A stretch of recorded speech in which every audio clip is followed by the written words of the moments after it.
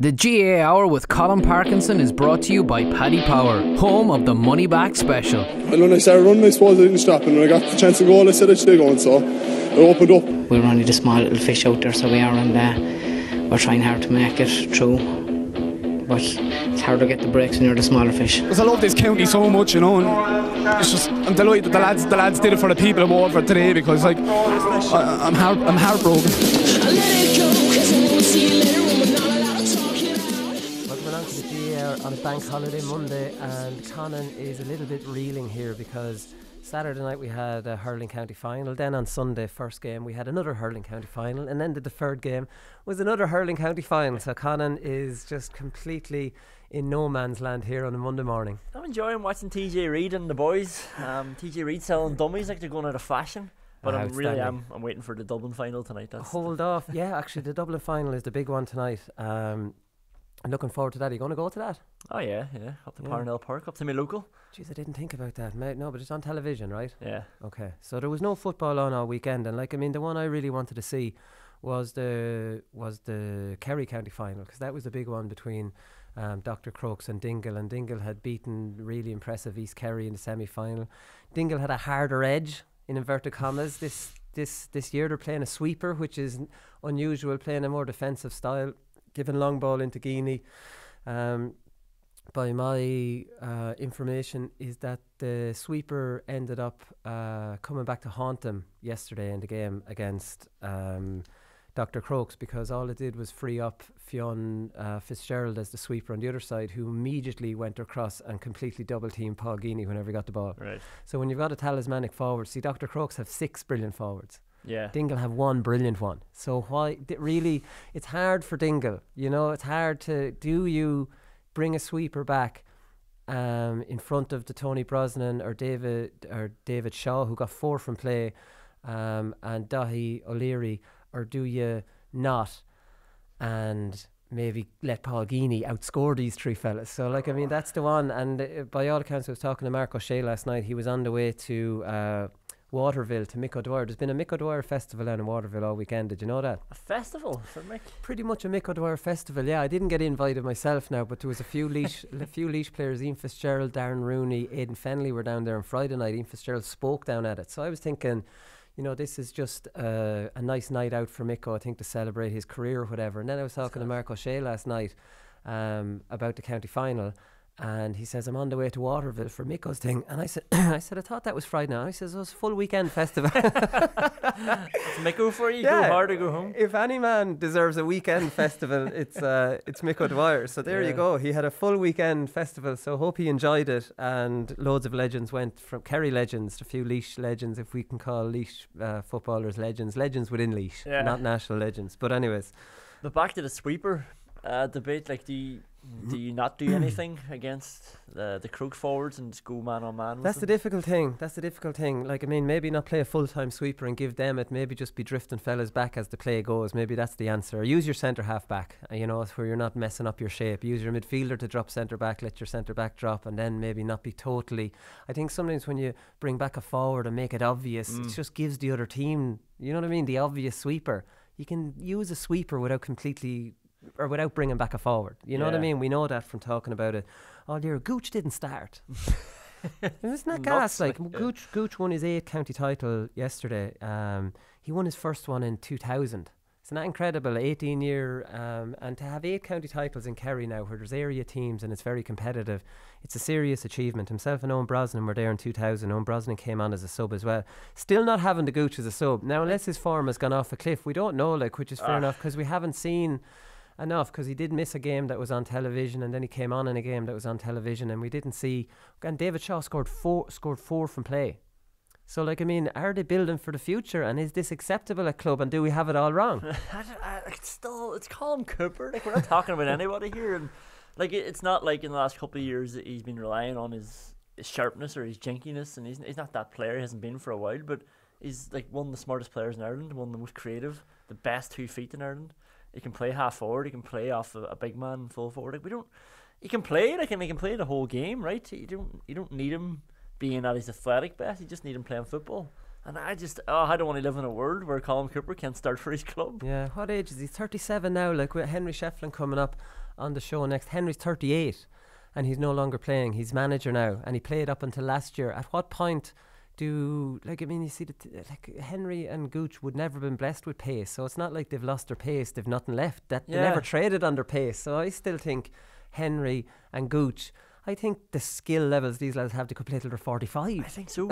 Eddie Brennan, 40 years of age, playing with his club. Still doing it. Centre half forward, yeah. And Eddie, main quality was his speed. Yeah. So now Eddie's probably changing his game up a bit to be more of a creative centre forward and, maybe throwing a few passes around rather than being the blistering pace, speedy goal scorer that he was. And that's it. Obviously, Gooch was always like a master ball winner, but it hasn't been that for a while, and he's always been able to do more with his game. So he can still do everything else except win ball in front of a speedy corner. Another point on this, without labouring it, is what do you say to David Shaw, who's a star in the making, an outstanding player?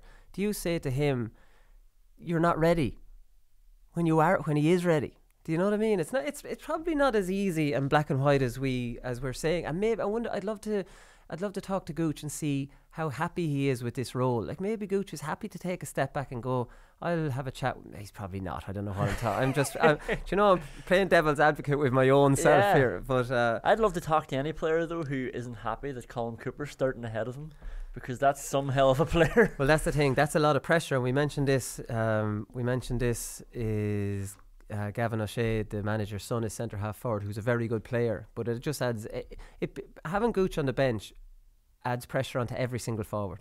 Yeah. You're on thin ice. He's on the bench. He can come on at any time and take your place. So you make a mistake, you're under pressure. He's warming up on the sideline. You know you're in trouble. David Shaw didn't really feel any pressure yesterday, scoring 4 from play. So fair play to him. Another interesting one before we move on is a fella who's a videographer tweeting me last night saying that he wanted to video the game and live stream it. He said he's done it plenty of times in the past and the Kerry County Board didn't allow him.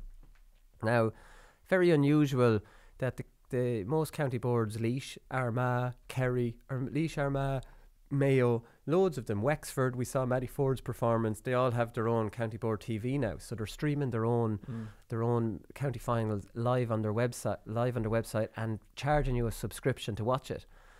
So why are Kerry so far behind the times that there was no way of us to see a real glamour county final that, like, after Dublin, I would put Kerry up there, with a county final you really want to watch. Yeah. And Kerry County Board seem to be well behind the times on giving us a way of watching this. Yeah. And not allowing someone else to do it. Galway were streaming intermediate final yesterday. Dublin obviously have great Dubs TV's class. Like Derry have one as well.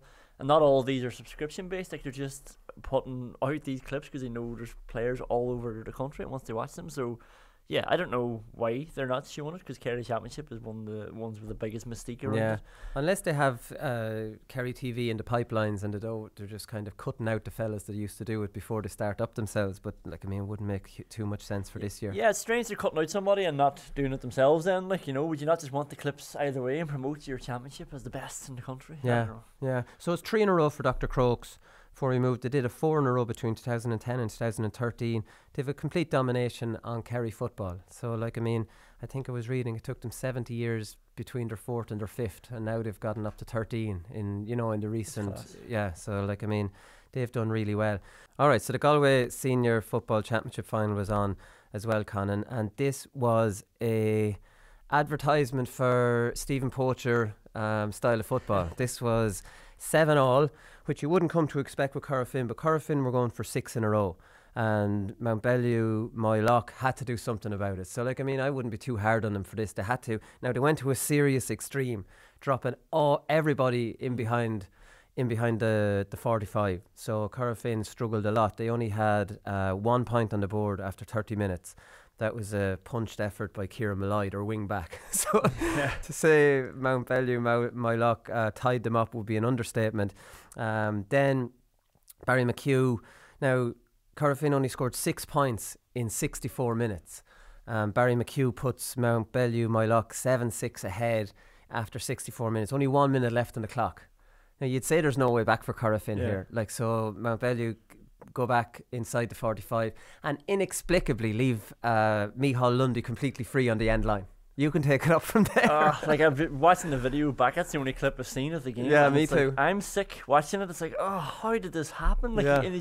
the keeper has caused a distraction. He's running on in beyond the sort of half forward line. And Keepers do cause distractions. Yeah. We've seen this. so players followed him, but there were 2 or 3 guys out sort of manning one fella, and Micheál Lundy was standing behind him. And honestly, I'd say if they watch it back, they'll be sick to the stomach, and he just sort of waltzes in. And they actually could have got a goal because the keeper was Yeah. free then as well, but obviously they just needed the point to take it over. But like as you say, like, 6 points in 64 minutes, like that's over 10 minutes a point. So they had 60 seconds just to keep them out Just again. to keep doing what they had been doing. And it's just a lapse of concentration. And of all the people to leave unmarked, like you could leave, well, Cara Finn's a bit different, but you could leave 6 or 7 of them unmarked and they'll be grand. They're not really a threat to you with a packed defence, but Micheál Lundy, come on. Yeah, there's no excuse for it. I'd say they were just maybe out on their feet. But the celebrations from Cara Finn when they got the equalising point, like, I mean, it was almost like their first ever county title winning point. Like, I mean, they're going for 6 in a row. They've won All-Ireland clubs, 2 of them. That hunger is massively still there, and like the crowd went wild. And maybe when you're playing against a system that's that dour, it becomes a real challenge almost that we didn't lose to this system rather than anything else. There's a great picture on Sportsfile of Lundy after he scored the equaliser, and he's roaring down, screaming in one of the guys' faces. He's on his knees just, and it's like he hadn't scored the whole game, so it was like up yours sort of thing. Like, you're probably getting it tight the whole game. But as you say, you can see why they did it. And like Mount Bailey have got to the final 3 times since they last won it in 1986, and every time they came up against Cara Finn. Lost the last 2 by 10 points to them, so they had to do something drastic. I have nothing against that. Yeah, you have to do that in some situations. So St Finbarrs in Cork, sticking with football, bridged a 33-year gap. So they won the Cork football team against Dullhallow, who are an area team. Since we mentioned this on Thursday, since they last won it in 86, they lost 7 finals. So there's a bit of a Mayo about that. So Michael Shields is on the St Finbarrs team. He's playing centre forward. It's weird, isn't it? So we had Donoghue from Mullingar Shamrocks, who I marked, playing centre forward as well. This, as you get older, defenders are heading up into the forwards now. But he'd be a pretty good footballer. Interesting stat here is that both Cork captains captained their clubs' county titles.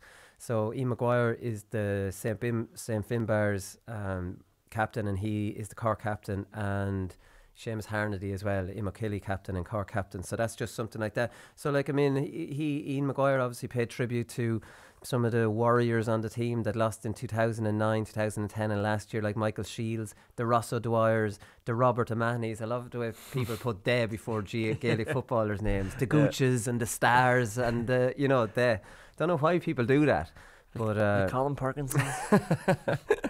So that's it. So St Finbarrs are back on top in Cork, so they'll be delighted with that. In hurling, on Saturday night in the Piershig, we've talked plenty of times about the Piershig and how they're a year on, year off team. So they've retained their title for the first time. It's only their 5th title, so you might surprise you, but it was their first one they ever won in 2011. So they went 11, 13, 15, 17, and now have repeated in 18. So there's the 5. So there you go. So they're automatically favourites for the All-Ireland club now with Kula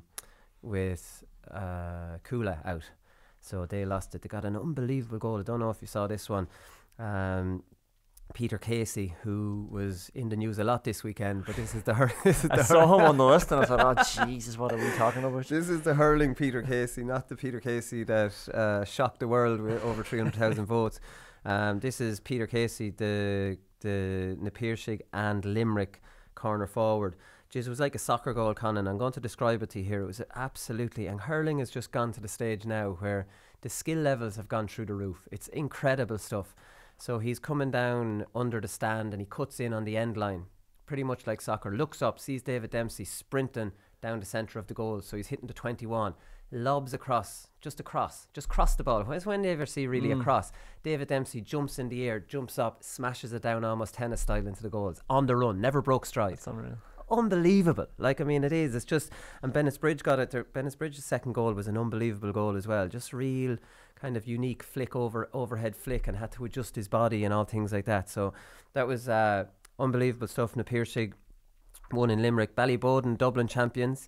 So Ballyboden won 5 in a row between 07 and 11. Interesting fact here, Colin Basquel came off the bench and scored a point after 59 minutes. A really important point to put 3 in it. The pretty much kind of insurance point to make sure that, a goal wouldn't lose it from Kilmacud have now lost 3 finals in a row. So Colin Baskell, I didn't even know he was neither did I. You hear about Colin Kilkenny or Kieran Kilkenny and Conán O'Callaghan and all these fellas. Your man McHugh from Nafina, all these dual fellas. I hadn't heard Colin Baskell, but like, I mean, these Dublin fellas are just multi-talented. Yeah, I remember doing an event for Dublin's jersey launch, and I asked Owen O'Donnell, like, you know, which hurler in the country would he take to Dublin, and he just named like Conán O'Callaghan and Kieran Kilkenny and players within the county, and you're like, geez, imagine the team they could have. Like, they'd be all Ireland contenders. Yeah, and maybe they'll do a Conal Keeney on it, and after they've had their fill of football, they'll come back and give their last few years to the hurlers.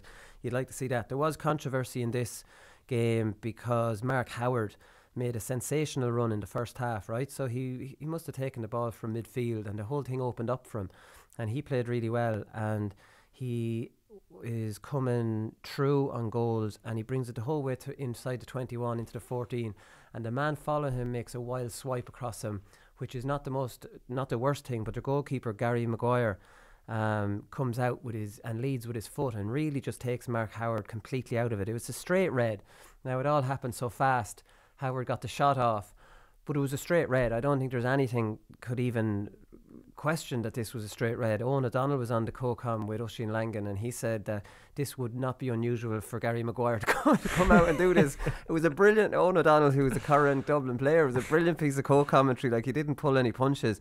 But like, I mean, so I'm sure Kilmacud Crokes will look back on that and go, if Ballyboden were a point down and that was a penalty, or it was a penalty, but Oisin O'Rourke missed the penalty, so they didn't really get anything out of this great chance, you know, that Ballyboden could have been a man down. So you're looking for rule changes or what? Or like, because it was completely cynical. The keeper just charged at him because if he takes him out, he's got a penalty, which means it's not definitely a goal. Yeah, especially in hurling. Hurling's not as easy. Yeah. So he definitely took him out, and that was it. Yeah. So like, I mean, it was 1-6 to 6 points, I think, at that stage.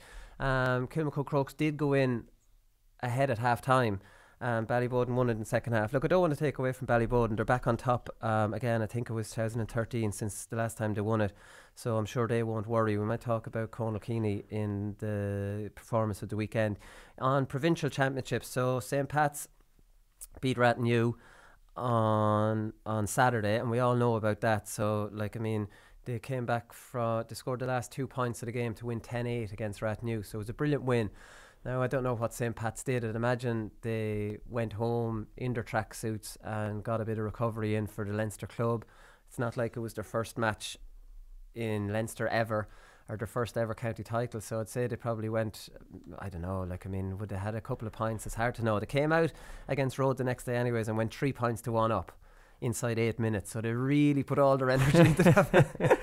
Put in all their energy into that first 10 minutes and then ended up losing by 10 points. So like, I mean, Road couldn't believe their luck, I'm sure, when that county final was a draw and the replay was fixed for 2 weeks later. And like, I mean, it has to be pointed out that while it is bad luck on the Wicklow County Board that it was a draw, they should have had provisions for the draw that it would finish on that day, extra time. And also, you shouldn't be left with no wriggle room when Wicklow were bloody out of the championship. When were they out? June the 9th. Come on. The best part of 5 months they had to get it right. There you go. And like, the more you talk about this, and we keep talking about it, and it's blamed on championship structures. This is county board. Yeah. There's no championship structures. What the hell do you want? We're fighting to have county football over at the end of July. What the hell is happening? Like, I mean, this was over in June and they can't, and there's this problem. Like, I mean, so again, it's county boards are the huge issue within the GAA at the moment, and I keep repeating it. Like, they've had 3 weeks of June, the whole of July, August, September to do a club championship, and, you know, make allowance for hurling, make allowance for replays, and they couldn't do it. And I get that they're probably trying to time it with the Leinster, but you have so much wriggle room. That's too there. close. Yeah, give them 3 weeks off, or give them, like, I mean, with the hurling on the following week and some dual players, just move it. Like, give your, or else. And if you say, right, well, we're not giving wriggle room, well, then you have to have extra time. You have to have the provision. You can't do this to players. This is the very, very worst case scenario to do. Yeah. Like, why leave it to that? And like, listen, I've never won a county championship, but I would hate to think that I had to go out a week later after winning the county title. You know, and then you're thinking about a game in 6 days' time rather than just celebrating like mad. You know, you at least want 2 weeks, right, just to celebrate properly. Take the Monday off work. If it's your first one, like I mean, Portlaoise could well do without it. But like I mean, you bring us on to Moorfield and Mullingar Shamrocks. So Mullingar Shamrocks like did the dog on it and celebrated it. I don't think they're at the stage where they really care about Leinster. I'd say Moorfield couldn't believe their luck when they saw them beating Lomans, because Lomans wouldn't have celebrated. They might have done the Sunday night. They would have been focused on Leinster after what happened the year before. Of course, Mullingar Shamrocks beat Lomans in the local derby. Moorfield can't believe their luck. They're looking at these pictures from Conor Moore's Instagram. Well, I saw some more last night after they had lost, and they had the cup out with them, and they're all singing and celebrating. See, they didn't care. They didn't celebrate it again. Yeah, celebrate it again. And this is just another Sunday night where we can go drinking and celebrate it again. Season's over. Season's over. So that's it. But Ballygunner were made to fight against Middleton. They only beat them by 2 points, I think, in the end. And Slough-Neil, very surprisingly, went down to Ballycran. They were 1-7 favourites. We mentioned this on Thursday. So Slough-Neil have had a nightmare year after so many absolutely sensational years. So they're out of the...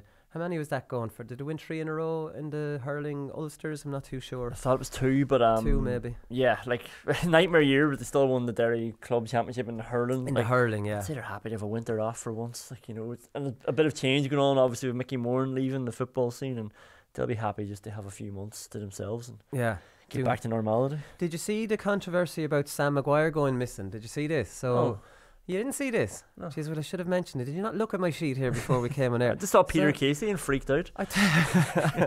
So basically, I was reading this report in The Independent, and they gave the exclusive to the Sunday World, but I actually got this on a WhatsApp message over the weekend, long before I read it anywhere.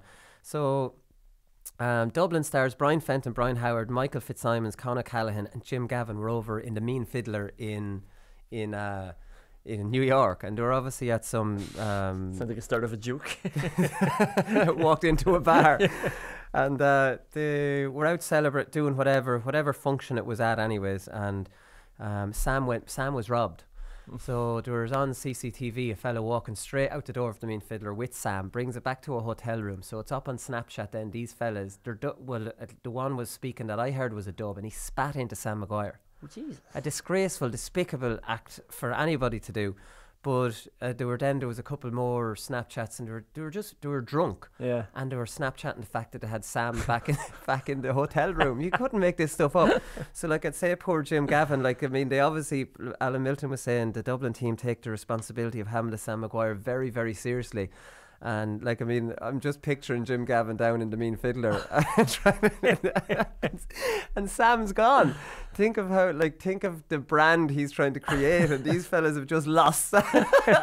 So anyway, they got Sam back. Sam was recovered and he was on the flight back home with them. So like, I mean, there was a controversy about nothing, but he did go missing, and I don't know how I found that so funny. It was more I'd say the likes of Fenton and Howard and Fitzsimons and Conor Callaghan were just having a few pints, not even. But I'd say, Jim, now this is very, very serious. If we lose Sam out here, the boys over for a piss up in New York and they lost the trophy. Yeah. Think how we'll have to clean an awful lot of dressing rooms to win the. All right, last one here before we get into part 2. Was a classic story from the Leinster Intermediate Football Championship. So a player for Kildare's 2 Mile House called Didier Cordonnier. Sounds French. I'd say my pronunciation there is absolutely perfect. So he got a yellow card, and then he was sent off by the referee, because as he was taking his name for the yellow card, he said his name was Didier Cordonnier, and the referee didn't believe him, right? So like, that's funny to me, and this is not without precedent, because Maureen Catterson, who's communications manager with RT Radio, she tweeted, and this is just completely coincidence, that 2 Mile House, a similar incident happened a few years ago where one of their players' names was James Bond. Right, so he got booked, and the referee obviously says, "What's your name?" And your man says, "James Bond." Bond. What's your full name? James Bond. Get off. I don't have time for this nonsense.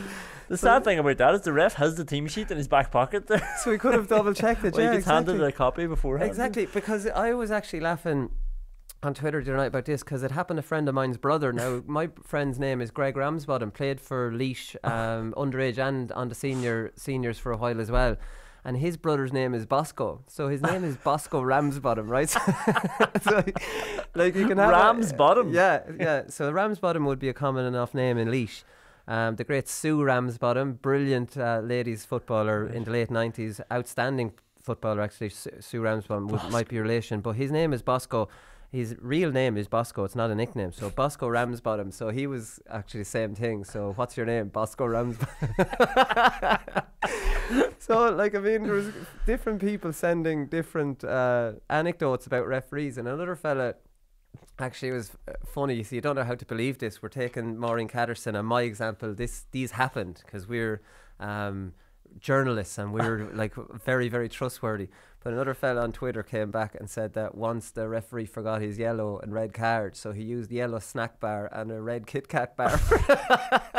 That's bullshit. No, I forgot the cards, but I happened to have a yellow snack bar and a Kit Kat in my pocket. Maybe he got out of the clubhouse canteen. Like this is. I started thinking about this. This could be believable. Like, what have we got yellow and red? I would say there was lads getting sent off right, left, and centre just to get these cards fleshed. Anyways, listen, we'll leave it there. We'll come back for part 2 in a second.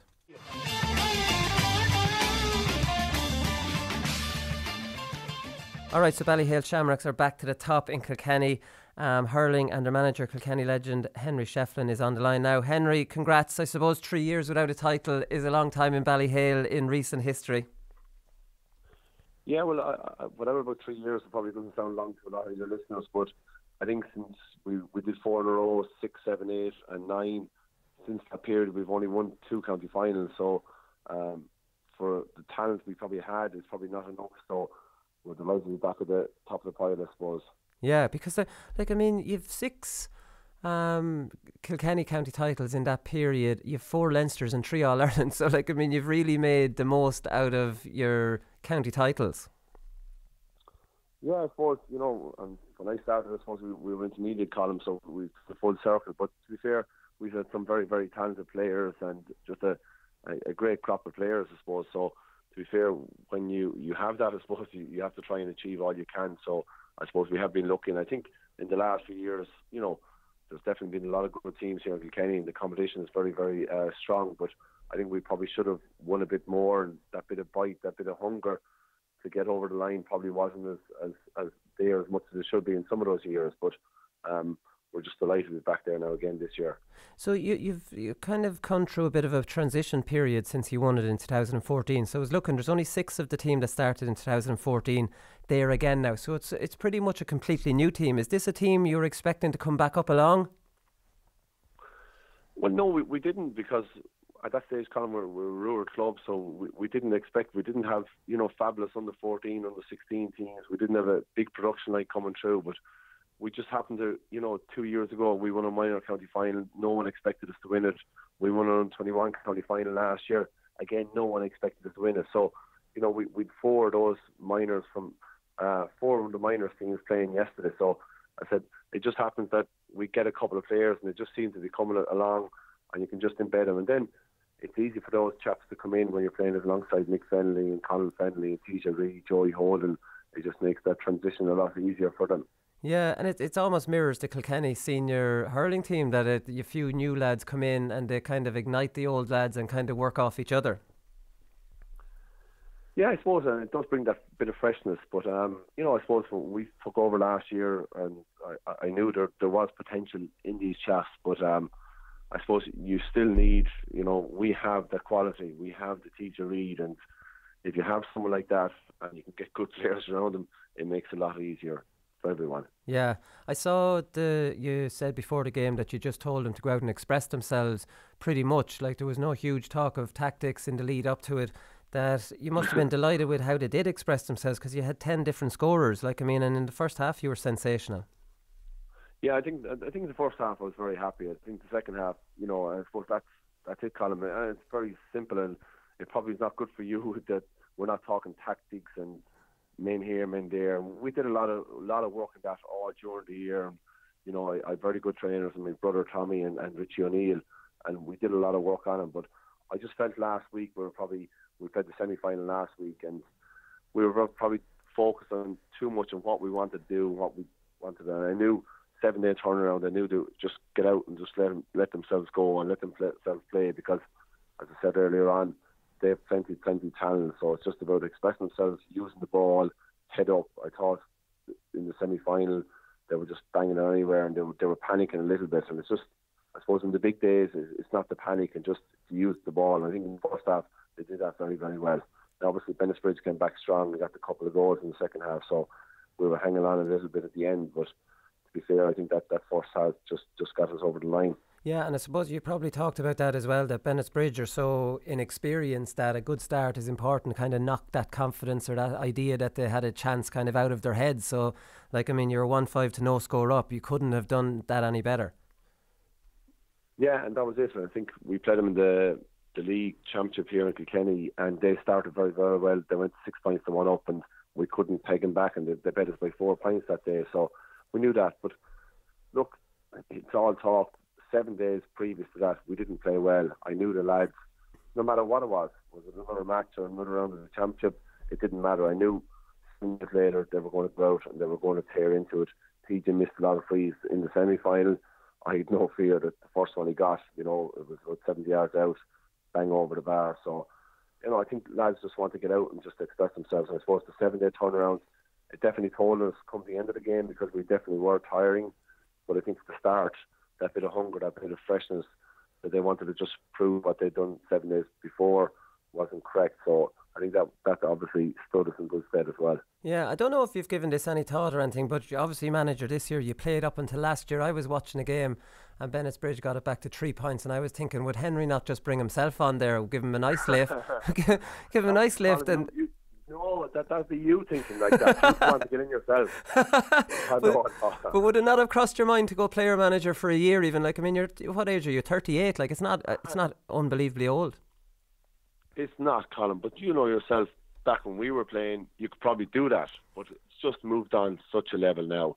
And, there's so much time and commitment and focus required on the line that you can't do both of them.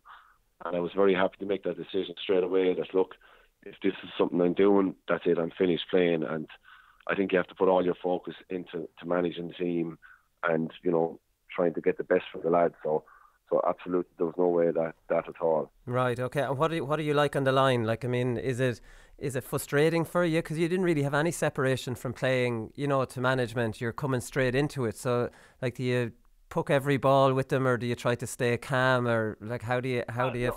I'm learning. I'm still learning, Colin. I'm learning as I go on. There was a couple of days during the year where I got very excited and stuff like that, and giving out the referees, and you learn from that. So you have to be a little bit calmer and just watch what things are going on. So for me, that's the way I'm doing things, and trying to stay, just trying to stay involved and trying to just see what's going on and just judge it as best you can. So that's the way I'm trying to do it.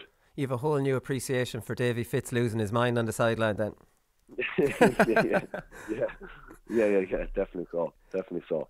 And come here, so I was watching the game and I saw the full-time whistle went and the camera panned onto you, and it's just on this same thing. Like, I mean, it looked like you weren't sure whether to run in and start hugging the fellas like you would have done only last year, or whether to kind of hold back and be more of the manager type. Like, I mean, like you're obviously very, very inexperienced in finding your way as manager. Absolutely, and that's the thing, so what do you do? But I said to the lads after the match, outside in the dressing room, was that, we went in for the shower and stuff, and, yourself after winning something, the crack and the banter is absolutely brilliant, but, like, you are separated. Yeah. You are different, and I said to the lads, no matter what, there's nothing like being a player to do that. That's when you get your real buzz, because I have my backrooms team and I have my management team with me, and we're our little kind of group, but the players, there's 30, 35 of our lads or whatever it may be, and they're the ones that they're the days that you'll always cherish. Yeah, but it's like, I mean, it's not is it far off, like, or is it like, nothing beats playing? That's obvious. I've never managed. No, but I think satisfaction is a big word, because that's you set out your stall at the beginning of the year. You want to try and create something. You want to try and create that bond and that togetherness that everyone talks about. And I suppose it's just to see the lads then reach their potential and deliver something, I think.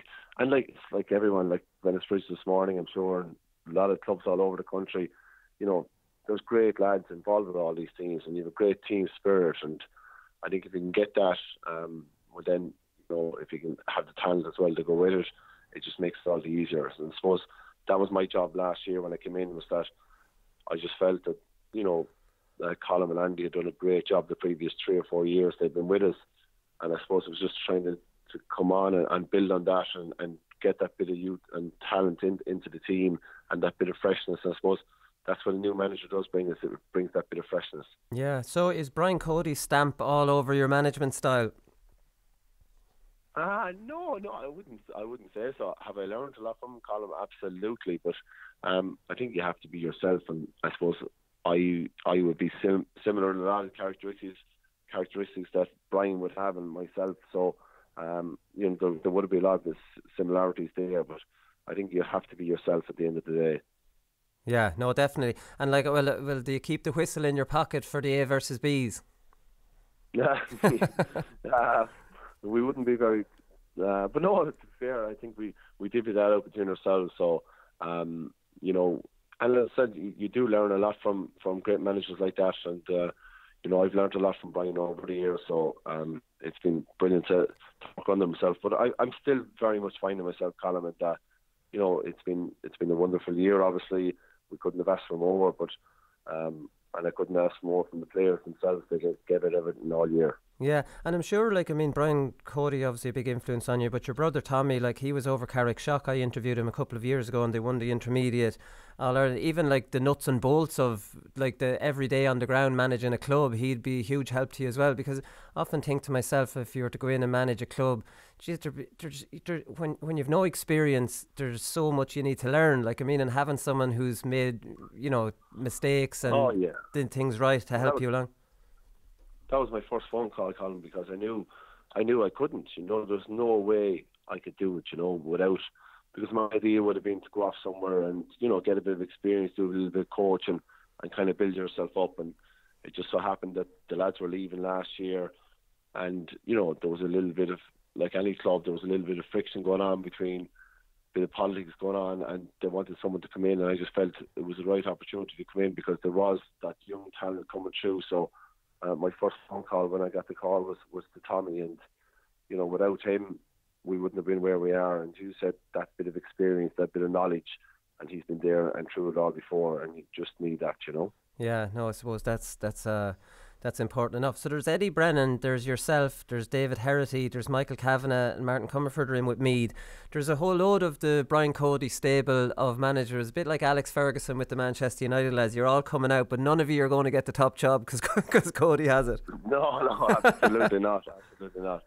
I know, but I think, you know, it's all cliches, Colin. You know yourself, you're fucking well used to hearing them, but, you know, all those lads, they love the game, and we all do love it. And I suppose you love being involved with your parish and the community, and it's a Monday morning after the county final. Everyone is very, very happy.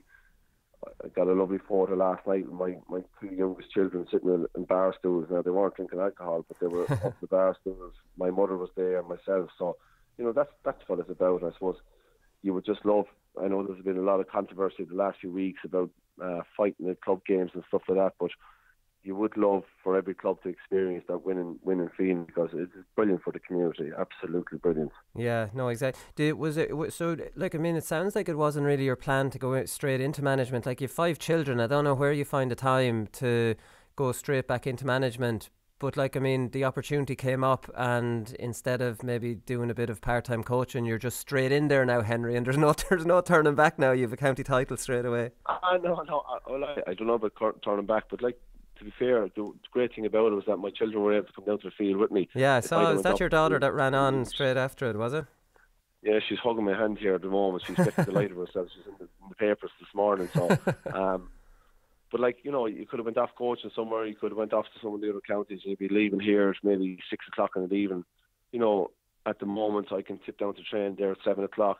A couple of the children can jump in the car with me, and they're very, very much involved as well. So, in that sense, it worked out very well. It is difficult, your own people, players that played with, Bob Elwood, who told you with for 20 years hurling, would have loved to play it all year, and he just got on for the last minute yesterday. So that is difficult to manage all those things. But I think if you're doing it a fair way and an honest way, I think the lads do respect you for that. So I suppose it brings the challenges, but there is great things to come with it as well. Yeah, no, exactly. Just before I let you go, Brian Cody's been pretty vocal there in the last 2 weeks about the club situation in Kilkenny. It's a weird one. Kilkenny, because Brian is so reasonable with the clubs and he gets club games played throughout, even when you were winning All-Irelands, that Kilkenny club is actually worse off now since the restructure came in. Have you noticed that? And you can't really say much about it when you're an inter-county player because you've more important probably things on your mind, whether that sounds fair or not, but they do. What's your take on the club player? I think there have been, we played a county semi-final last week with 7 days of a turnaround to a county final with a couple of lads carrying knocks who could have missed the final. Yeah. And, we've had 7 months of probably inactivity. So it doesn't make sense to me.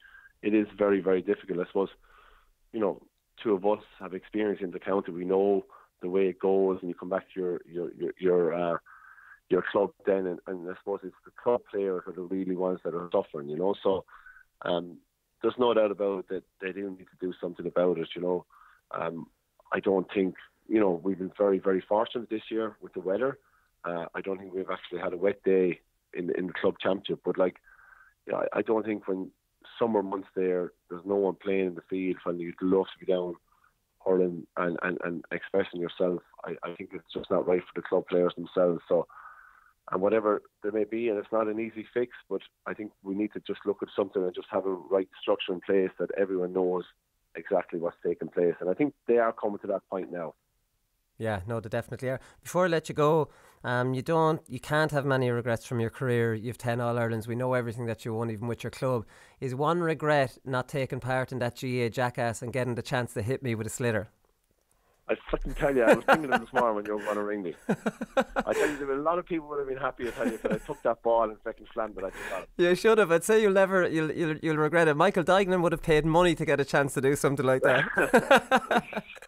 But is it I didn't think of that. I was just so focused, I didn't want to be messing around or like that. That's just the way I suppose I was as a player. So, it is different once you relax and you switch off and you take a turn. I'm just sorry now I didn't take that opportunity to take you down, Colin. Listen, Henry, if you've one regret, we'll allow you have that one from your career. Thanks very much. Thanks very much for taking the call and congratulations.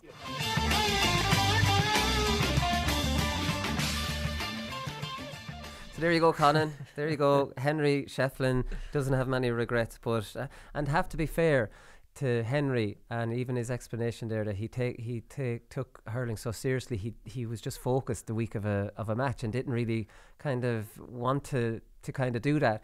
And I have to say, I've had mixed feelings when I saw him walking in. I was annoyed that the video wouldn't be as good without him, but I was pretty happy that he wasn't there as well. Hit me every single time. I was a banker to get him right into the job, but I thought he was really good there. It's his first ever year as manager. Resisted the temptation to go player manager, which I thought he could well have been. But then you have to remember, if you're a player manager and you start bringing yourself on, you're opening up kind of, I don't know, accusations from the players, confrontations that you might not need. And he was saying that back in our day you could do it, but nowadays it's just too much stuff to take care of without having to worry about coming onto the field as well. Exactly, there's too much involved in management, too many players, and if you're playing, you do have to concentrate on your own performance and how you're getting on. And you're right, I remember sitting in the changing room before, and we had a player manager, and people had to say to him, "You're not a forward. You're playing yourself in the full forward line and you're not a forward. Play full back for us," would you know, and that kind of stuff. And that was all being talked about for weeks before that as well, so it's not good. And still in all though, they're 3 points up. Bennett's Bridge got it back from 10.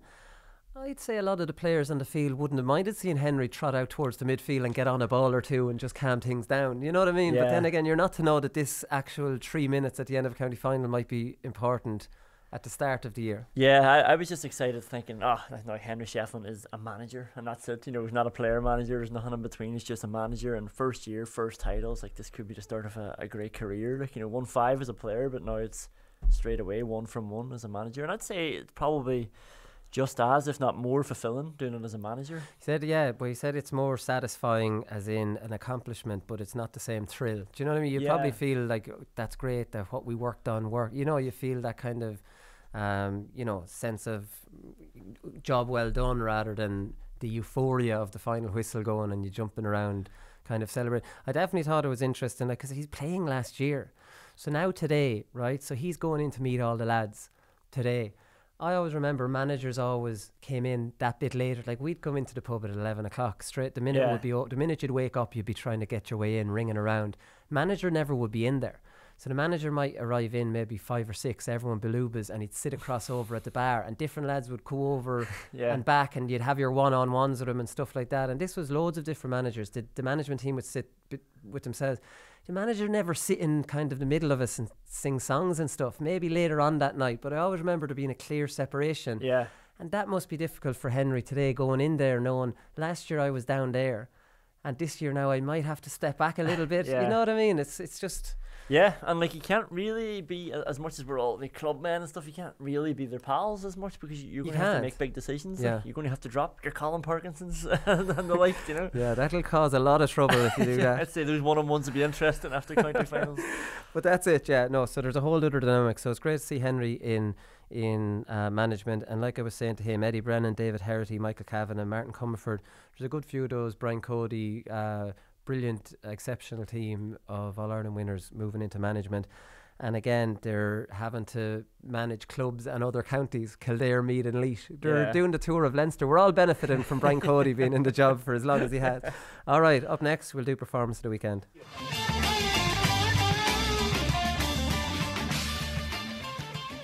Paddy Power Performance of the Weekend, Conán, and the first one up is TJ Reid. I don't know how many times TJ has been nominated. I'd say he has a good few pairs of Paddy Power lucky pants at this stage, because we definitely sent them out. We're just help here during the summer, and he did all that. Now I'm a good few weeks behind since it's back onto my watch again. I'm going to have to do them again. But TJ Reid, like, I mean, he scored 1-8 in the first half. Like, his goal was pure TJ Reid coming onto the play, coming at pace, and just taking it through and scoring a goal. Went down low, but he's a phenomenon. Like, I mean, how many teams does he just carry? Like, I mean, he's just incredible. He gets the ball or the sliotar, 40 yards out, but like, only TJ Reid would be thinking goal there. Like, he just burst past 2 players and scored. He's completely ruthless. Like, he seems to just be cold-blooded, like the whole story going on. But that's Kilkenny. See, that's Kilkenny. That's bred into them to see a goal there. Because I'm the same as you. A lot of lads would take that on the pop, especially in the first half when you want to get one up on the board. Minutes. Like, and Diarmuid Ling showed a bit of analysis, right? So in hindsight, when you look at it back from behind the goal, the area in front of him did open up. So like, I mean, but he immediately triggered, like, that. This is on. Bang. He's out near well outside the 45 when he's saying this is on. They've nobody in there. I'm going to take this through and score a goal.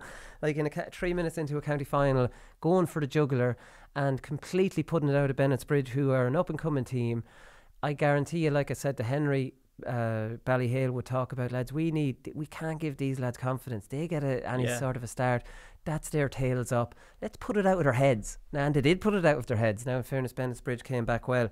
But like, when you have TJ Reid in your team, you just have a chance. You're just there. It was him putting it out of their heads all the time. I mean, one of the points he got of the 1-8 in the first half was a great block down. I think it was Conor Murphy that plays for Bennett's Bridge, and they were scrambling around. That would lift the team, getting a great block. It was a sort of diving block. Reid picks it up, and it looks like he's about to swing it over off the left. Pirouettes the other way and just puts it over off the right on the turn. And you know, and again, just completely sinks the team who have made this amazing block, and he's just ruthlessly going around saying, lads, nice story and all that, but you know, I'm here now, piss off. And it was a catch then. It was in the last minute of the game, last minute or two. He caught a ball in between 3 or 4 lads. He'd no right to catch it, got fouled, won the free, celebrated the free, knew the game was over at that stage. And like, I mean, whatever about getting the scores, it's all the work this fella does. He's just a complete player. Like, I mean, that ball was when you needed a leader, when you needed somebody to do something, he just plucked it out of the sky. And one thing I notice, we always like to have hurlers here to explain this, but just looking at this, he just put his hand up at the last minute. It's not like often see hurlers, their hands are up there waiting for the ball to catch it, but he just actually reached it up into the air, and actually just perfect timing. I don't know, it just looked really technically outstanding what he did, because the replay showed it again. Is that just to stop yourself get your hand hooked, or here we can't go down this road? Like, I mean, Jesus, talking about the blind leading the blind, I'm just not doing it. I know we're near the end now, but people will tune out. They will tune out. We'll be back more to one of your strengths, Niall McNamee, 11 points now. In fairness, he's playing a team, St. Patrick's, that we've talked about this, that would have been dead on their feet. Still 11 points in any game is sensationally 4 free, so 7 from play. And Niall McNamee's just doing this for years and years. And I'd say the amount of people in Offaly that are just frustrated that he retired. He's perfectly entitled to retire.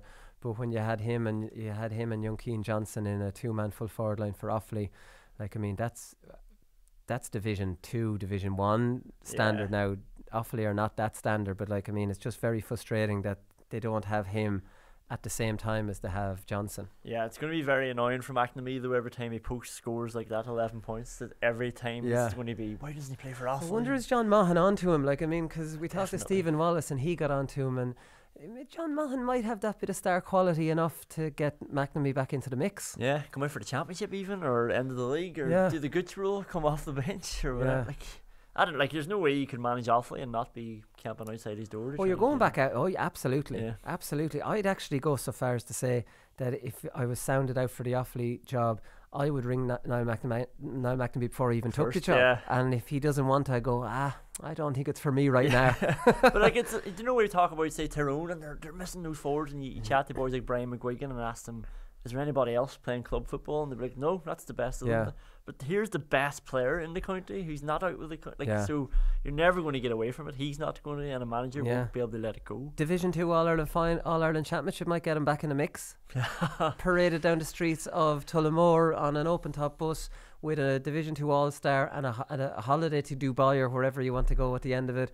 Niall McNamee's back in the mix if that's on the table. And Offaly would be in the shake-up for Division 2 All-Ireland Championship. There you go. Sold to the man from Derry. Yeah, well, I've got a format that includes Division 2, but everybody comes back into Division 1 then at the end of it. Oh, God. I've got my format. We'll have to tune out here again. Shane Dowling got 12. He's a machine for Napiershig. 9 frees, 3 from play. Outstanding stuff from him. Conall Keeney, outstanding again for Ballyboden. He got 4 points from play in the hour. And like, we are talking about the Gooch and these fellas. Conall Keeney is of that age group. And look at him. He's still doing it for Dublin. He's still doing it for Ballyboden. And it's like, stop retiring and using legends as impact subs when they're not necessarily there yet. Isn't it the truth? Now, maybe Ballyboden are not like Dr. Crokes and don't have a David Shaw, but I'm sure if they did, someone else would lose out and it wouldn't be Conall Keeney. Yeah. Do you know what I mean? And why does Gooch be the one to have to lose out? Again, we have to keep qualifying this by saying we haven't seen enough of Dr. Crokes this year to know, has Gooch's form gone that bad? I can't believe it has. Anyway, Conall Keeney, but I was watching some of the clips of that game and just thought, this guy is one of the greatest servants of Gaelic games that we've had, especially this generation. It's 7th hurling county title with Ballyboden. It was his pass now that gave it away for that run from Howard to get the goal, but he got 4 points. Give it away. And in football then, he's 2 county titles and an All-Ireland club and a Leinster club, so he's done very well for himself. Like, I mean, he hasn't got a Leinster club in hurling, I don't think yet, but I'm sure they feel fairly strong about it. Who have they got? The Wexford champions usually good, and the Ballyhale Shamrocks. So like, Ballyboden wouldn't fear this Ballyhale Shamrocks team. They would have probably feared one 5 or 6 years ago when Cha and Henry and all those lads were still there. But yeah, like, you come out of a championship that includes Coola, you're thinking probably beyond Leinster. Oh, they have to. They have to. Yeah, there's no doubt. So the Leinster Hurling Championship then is wide open and is actually fairly exciting this year. Whereas Coola, you'd imagine if they had won it, they would have been really strong favourites. David Shaw, 4 from play. Tony Brosnan got 2 from play inside forwards. Shaw is a speed demon, a big, tall, rangy sort of fella. Like, I mean, I kind of quite like the look of this fella. There's a bit of cutting in him. You'd use that expression up in Derry, a bit of cutting, no? No. Do you not? I thought it was a hurling sort of. It's a great compliment to be told you have a bit of cutting in you. But no, it must be a Leinster thing, because JJ Delaney, we were talking about it one day, a bit of cutting means there's a bit of bite in you. There's a bit of It's a tight her. It's a very good wiry would be similar to a bit of cutting. You know, wiry, bit wiry. Yeah, there's a bit of cut. I think a bit of cutting is a bit of fearlessness. A bit of. I always thought wiry was a bit more wiry. Watery almost. No, wiry would be hardy. Really? Yeah. Wiry would be tough, would be hardy. Jeez, you've got a whole other language up there. Yeah, we do. Okay, Conor Murphy scored 210 in the intermediate final. He got 1-2 from play, 210 in all, and he's been talked about for the Kilkenny panel next year. Craig Ballycallan, they won the county final. They were beaten last year by our men in Ballyraggett, who went up senior and celebrated it. I'm not sure we'll see the same antics from Craig. There's no WhatsApp from Craig Ballycallan. It's all very timid there. So, I don't know what to say about that. So 210 in an intermediate final is outstanding going, and Eddie Brennan's back up as a senior player. So congratulations to him. That's about it. Any other nominations from yourself, Conán? See, it was all hurling, so you don't know a dicky bird about it, so you don't know what you're talking about. Straight to football and going to the Galway intermediate final. Oh yeah. And Spiddale won after Spiddle. Yeah, well, I had Gaeilgeours on to me yesterday. I went to the Gaeltacht there, you know. Oh really? I've been to the Gaeltacht, and Gaeilgeours hate me. I've spent 3 weeks. 3 weeks in Spiddle in Coláiste Connacht. Yeah, well, I had sympathy for you yesterday because I wrote a story that said Spiddle in it, and it should have been. You called it Spiddale on Spiddale. Yeah, but anyway, Magnus Brachna, the keeper, he used to play for Galway. They were losing. He saved a penalty in the first half. Comes onto the ball. They're a point down. There's seconds left. He comes onto the ball inside the 45. Completely barges over somebody who's standing on his way, straight to the ground. Gets hung around the neck by somebody else because he kept going. Wins the free. Scores the free. Equalising. Game's over. Into a replay, and they went on and won it. Right. So Magnus Brachna has to be in there, if you ask me. Magnus Brachna, and there's your man, I can't think of his first name, Lennon for Bennett's Bridge. So he was a throwback to these big, huge, monstrous fullbacks. You don't see them in the game that much anymore. But he scored a point. Geez, it must have been from well inside his own half, inside his own 65. It was a monstrous point, and it was around that time where Bennett's Bridge were back within 3 and 4. And it was a sensationally inspirational point, but he was brilliant in that second half. Just a big monstrous man who liked to take the hit as well. There's a throwback to these. Maybe the game's I know we don't have enough evidence to say the game's going back, but look, if your offensive mark comes in, if this mark comes in, we might need to see a Darren Fay, Darren Fay back there and getting that fist in, and because there will guarantee one of the three will be a big man on a lot of teams. Again, that tactic will evolve over time as well, and we might move away in 5 years' time to having 3 small lads. You know what I mean? There's different things. We'll always the Aussies, when they started the compromise rules, brought 6'7" giants in 1998. The very first year it was brought back in, and when you see the way the game evolved until recent years, they're all bringing lads that are not even 6 foot that are athletes. So they completely changed the way they play the game, and I'm sure with the offensive mark that different things will be tried over the years, and you wouldn't know, you could end up with smaller players and just better passes into them. Yeah, your smaller players will be in midfield though, don't worry about it. Oh yeah, Jesus, we'll get into that. Do you know what we forgot that day, quickly before we finish up? And this, we talked about this and argued about this, and do you know what we were saying? Well, we'll use the Brian Fenton versus Carl O'Connell example. Yeah. So we were like, no, because Brian Fenton would have the advantage one way, and then Carl O'Connell would have the advantage the other way. And then it was like, somebody said to me on Twitter, but would it not make sense that for Dublin's kickouts to put Cian O'Sullivan on Carl O'Connell, and then for the Dublin kickouts to use Brian Howard and Carl O'Connell? Do you know what I mean? Yeah. Neither of us entertained this idea, but then obviously but then obviously it would be Cian O'Sullivan would take on Carl O'Connell for the Monaghan kickouts, and then for the Dublin kickouts, Carl O'Connell would go back, and Darren Hughes would take on Fenton. So too much space, so it doesn't matter. But it would never be a case like we were discussing that day of a big man versus a little man. That wouldn't happen. You would be swapping in and out based on what kind of strengths there. And we talked about that for 10 minutes, and neither of us knuckleheads thought of it. But this isn't specified. I don't know who's allowed in or not, but did I tell you that I had to jump in goals there? We were playing a challenge match last week. No. And at half time, I was coming off. It was fine, we're bringing on all our players. I wasn't playing bad, and they asked the keeper to get injured, and their sub keeper wasn't there, so they asked me to jump in, and I was like, Jesus, I don't mind, but I can't kick the ball for the life of me. And I said, jump in, and I thought, because I was tall, they must have thought it'd be alright. Wait a minute, don't run yourself down. Any outfield player can play in goals. You have all the qualities outside. The only challenge is the kick out. I can't kick it off the ground though. Yes, but that's gone out of the game now too, right? Yeah, but so it was fine. Everything I hit sharp, but the first one I tried to kick long and it just skidded across the ground, and I was thinking, you've not got a tee. I have a tee, you but couldn't even kick it up. No, I was getting it about 30-40 maybe into the chest of the midfielder, right. But then it was better just going short. Actually the accuracy was okay going short, but I was thinking, geez, imagine this new rule was in. I can't reach that 45 from the tee. It would be chaos. Every single time I kick the ball out, there'd be a throw-in and 20 yards out. Yeah, but you wouldn't be in goal, so we're not even going to worry about that. But anyways, the way the game's gone, any good soccer player would, like, I mean, your kickouts just need to be good soccer passes really now, don't they? So if you've got any Gaelic footballer that has the ability to play soccer, you're just putting them nicely onto lads' chests. Everything I hit with the instep, like I didn't try to put my toe through it or anything. No, exactly. Right, listen, before people are going to tune out now anyways, because that's all we have time for. TJ Reid gets a performance the weekend. I don't think anyone would disagree with that. Kilkenny County Final. Ballyhale hadn't won one in 3 years. Long drought. And he scores 1-10-1-8 in the first half, so really put the game to bed at half time.